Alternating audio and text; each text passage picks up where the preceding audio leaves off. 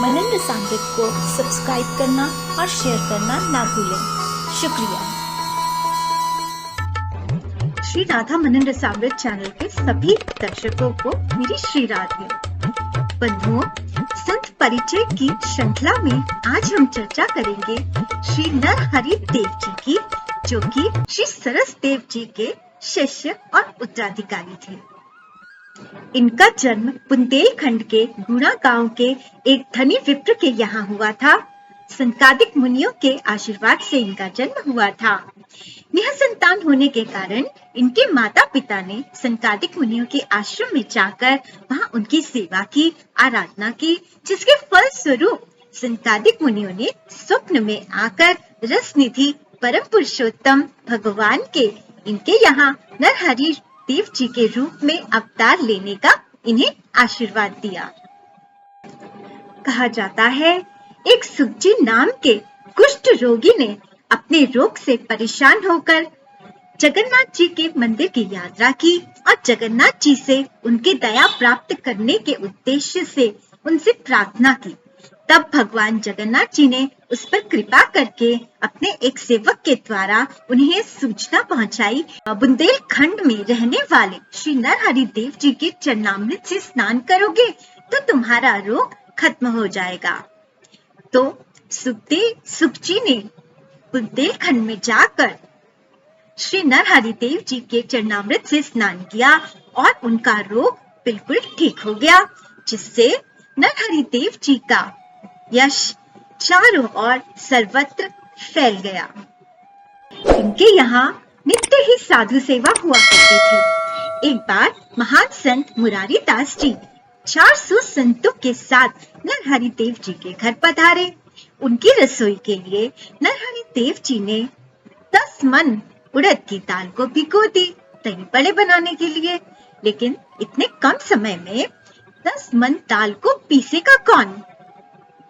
लेकिन सभी ने देखा कि अचानक ही वहां 4 ब्राह्मण कुमार आए, जिन्होंने 4 घड़ी में ही वो भीगी हुई उड़द की 10 मन दाल को 4 घड़ियों में पीस दिया और एकदम अंतर्ध्यान हो गए। कहा जाता है कि वो कोई और नहीं, स्वयं संकादिक मुनि ही थे। ये देखकर मुरारी दास जी बहुत प्रसन्न हुए। उन्होंने नरहरि देव जी से पूछा, तुम्हारे गुरु कौन है? नरहरि देव जी ने भी जैसे सरस देव जी ने पहले ही बता दिया था कि बुंदेलखंड में रहने वाला नरहरि देव ही मेरा उत्तराधिकारी होगा, वैसे ही अपने गुरु का पता बता दिया। उन्होंने कहा कि आज से 2 दिन बाद वृंदावन में रहने वाले श्री सरस देव जी यहाँ पधारेंगे और दीक्षा देकर मुझे अपना शिष्य स्वीकार करेंगे। और ऐसा ही हुआ। 2 दिन के बाद श्री सरस देव जी वहां पधारे और सबके सामने उन्होंने नरहरि देव जी को दीक्षा दी।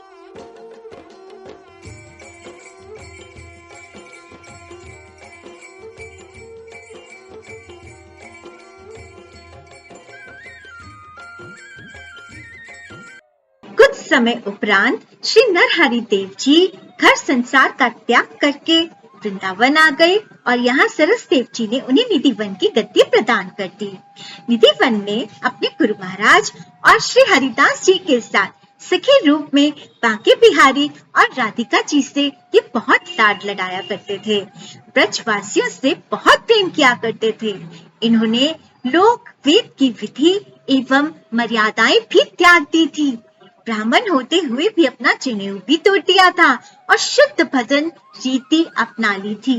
और इनके समीप आते ही घोर पापियों का भी कल्याण हो जाया करता था। इनकी बहुत प्यारी रचना का नाम है जाकी मनमोहन दृष्टि परे। नरहरि देव जी कहते हैं, जाकी मनमोहन दृष्टि परे, सो तो भयो सावन को अंधो, सूझत रंग हरे। जड़ चैतन्य कछु नहीं सूझे, चित देखे तित श्याम घरे। विहवल विकल संभार न तन की, हुमत नैना रूप भरे। करनी अकरनी दो सुधि भूली, विधि निषेध सब रहे धरे, श्री नर हरिदास ते भये पावरे, जे प्रेम प्रवाह परे। श्री नर हरिदेव जी कहते हैं, जो कृपा पात्र जीव श्री बिहारी जी को आंख भर भावपूर्ण निहार लेते हैं, वो एक प्रकार का बावरा हो जाता है। जैसे सावन ऋतु को देखकर कोई अंधा हो जाए तो उसे जीवन पर हरियाली ही हरियाली प्रतीत होती है, वैसे ही वह प्रेमी जड़ चेतन सभी में श्री बिहारी जी ही का ही दर्शन करता है। प्रेम में विहल विकल होने के कारण उसके अपने शरीर की भी सुधि नहीं रहती। उसके नेत्रों में सतत श्री बिहारी जी की रूप माधुरी भरी रहती है। श्री नर हरिदेव जी कहते हैं, ऐसे प्रेमी जन को विधि निषेध करता अकर्ता किसी भी प्रकार की सुधि नहीं होती। जो भी इस प्रेम के प्रवाह में अथाह मार्ग में पड़ जाता है, वह बावरा हो जाता है। तो इस प्रकार नर हरिदेव जी अपने पूर्व गुरुजनों की भांति ही अनन्य रसिक और नित्य केली के सुदृढ़ उपासक थे। आज इतना ही।